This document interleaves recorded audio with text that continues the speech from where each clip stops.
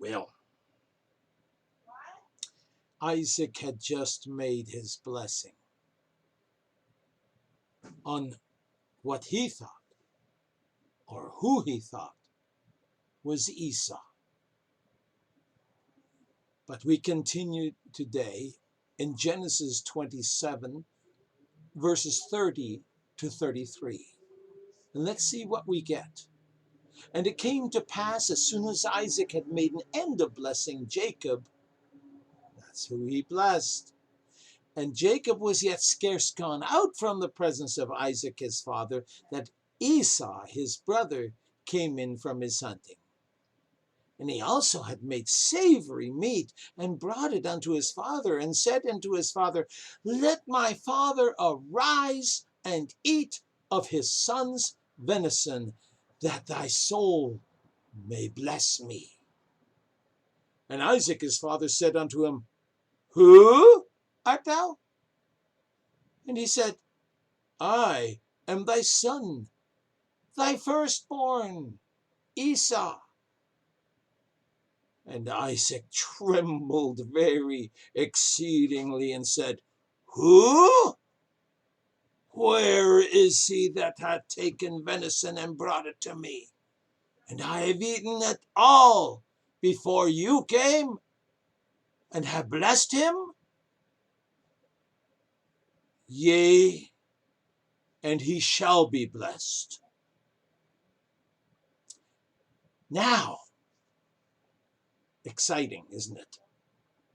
The way it's worded, Jacob got out just in the nick of time.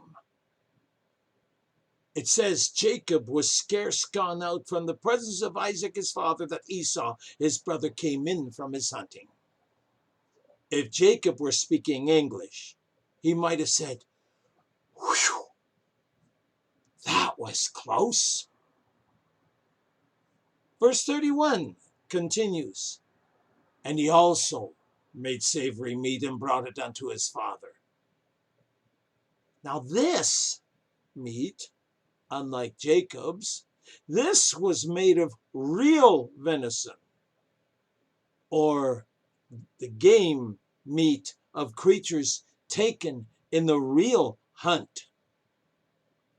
But not only that, Esau had taken the time to roast it and prepare it, and he definitely worked hard for it.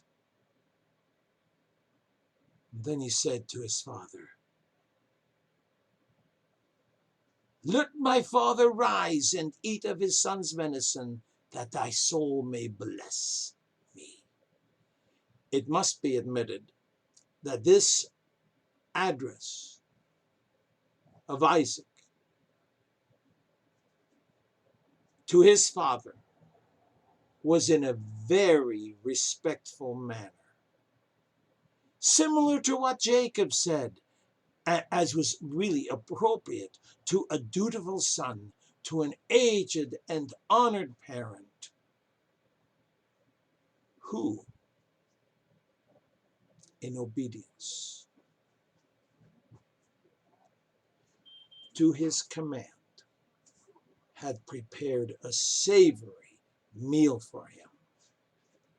And now he brought it to him in order to receive his blessing. Oh man, as I read this, it certainly is difficult not to feel sorry for Esau for what happened next. It must have hit him very hard when Daddy asked, Who are you? And Esau had to reply, I am your son, your firstborn, Esau.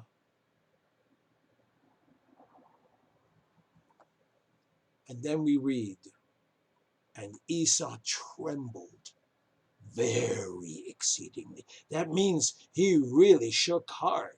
He trembled. And he said, Who? Why, where is he that hath taken venison and brought it to me? and I've eaten of all before you came, and have blessed him. In the words of John Gill's exposition of the Bible, by the way, John Gill wrote at the turn of the 19th to 20th century, and it's a very good exposition of the Bible. But here, this is what he says, and I quote, "He was amazed and astonished and seized with a trembling all over his body, and with terror and confusion of mind at the craft displayed by Jacob in getting the blessing, at the disappointment of Esau in losing it, at his own act in blessing Jacob instead of Esau, contrary to the inclination and intention, and at the overruling providence of God in bringing this about in so strange a manner." All this was going on in Isaac's mind. And then he realized something. Before we get to that, Esau's emotion also could well be imagined. He most certainly must have felt an overwhelming astonishment, alarm, sorrow, and then a burning anger. Now, as far as Isaac is concerned, though he maybe could have reversed his blessing given to Jacob, he came to the realization God himself had intervened. You realize God would have blessed Jacob regardless of anything Isaac would or could have done.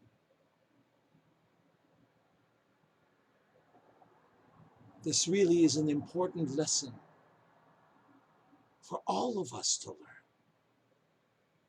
You realize man's will can